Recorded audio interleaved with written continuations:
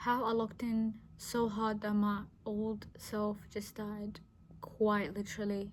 First things first, I'm not going to talk too much, I'm going to just get straight into it. You need systems, you don't need routines. Listen, people want to glorify and almost glamorize this. You need to wake up at 5 a.m, you need to wake up at 6 a.m. Do what works for you, but have systems. I wish I knew this because I was at a period in my life where I would just read plenty of self-help books, and if you read a lot of self-improvement or self-help books, you'll start to pick up on this pattern where like they're just repeating the same shit but in different fonts. Do you know what I mean?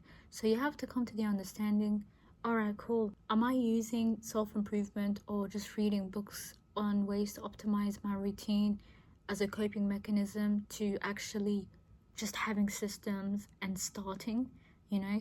So have a mindset of like, even now I have adapted this mindset where like I don't read a new book. Before I used to read like books and books on books, like I would probably alternate between like 2 to 3 books in one day, but then I realized I'm not really learning anything. It's just an ego, like it's an ego boost. Why would I do that to myself?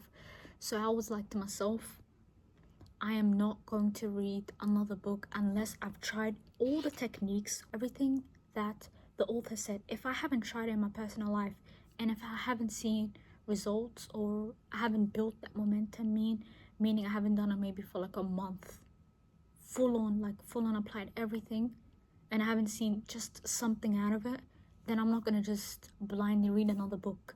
Like, you know what I mean? Even though it can be very indulging and very nice to do because you want to feel that, you know, that inner knowledge, that inner quest of wanting to know more. What's the next thing?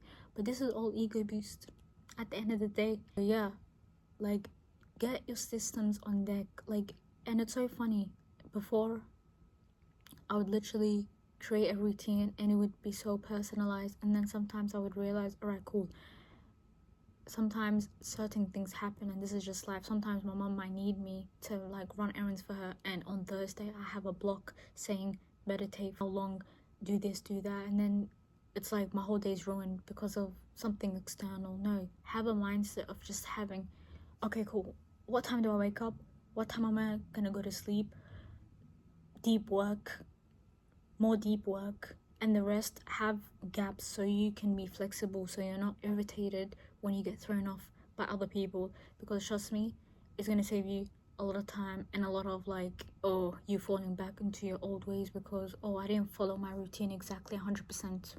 Life is not even 100%. A lot of people in this self-improvement space, whatever, love to say, oh, you need to be disciplined. You're not disciplined more enough. You're not disciplined enough. Be disciplined. Like, all I hear is this: you don't have a discipline problem, you have a focusing problem. Listen, people get the word discipline confused because being disciplined is not a lifestyle. You are not supposed to be disciplined. You are just meant to be focused for a long period of time where you get the work that needs to be done, and then you can do whatever you want to do. Everything in moderation. You don't want to be extreme in terms of like, you know what I mean? You don't want to be extreme. You just want to get the work done and still live the life you want. You don't want your life to be like you're living such a shitty life because because your routines or your everyday routine doesn't align with you or you don't like it, you know. You need to be focused. Get the word discipline out of your mind because that's the biggest myth. Trust me. If I could recommend you a book, read The One Thing. That book is so good. It literally talks about so much misconception about self-improvement and focusing, and it gives so many case study scenarios of this one guy who had he had like some mental health issue, and he was a swimmer and he did swimming. He practiced Saturdays and Sundays, and then he outbet his component, and his component wasn't consistent, something like that. He wasn't focused, he wasn't consistent. Consistency and focus are literally elixirs for whatever you want to birth. If you can pattern and get those two down, you don't need discipline. Discipline doesn't need you either. So pattern these two and everything's gonna be Gucci. Trust. The reason why I say it's focus, watching TikTok is focus, watching reality TV shows is focus. You are just disciplined in focusing in areas that do not serve you. Do you see the difference?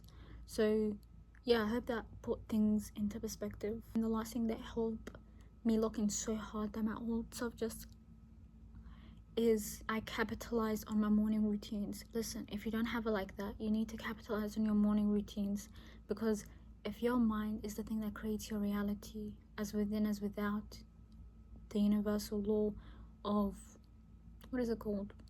I forgot, but search it up. If your mind is the thing that creates reality and you don't have it like that when it comes to the material world, you need to capitalize on your morning routines. You need to wake up at 4 a.m. You need to wake up at 5 a.m. You need to master yourself so you can master reality. So then in return, you can have it like that. So it's so important, because morning routines are the times where no one is distracting you. No one's speaking to you. No one wants to talk to you. You have you time. And I think there was an author, she was a mother, where she literally would wake up so early just to do her writing for her book for 1 hour, and she became the most successful woman just because she dedicated an hour, or how long, an hour, to writing every morning before her kids woke up. This is why it's so important. Capitalize on your morning routines, especially if your life is shambles and it's not giving. Yeah.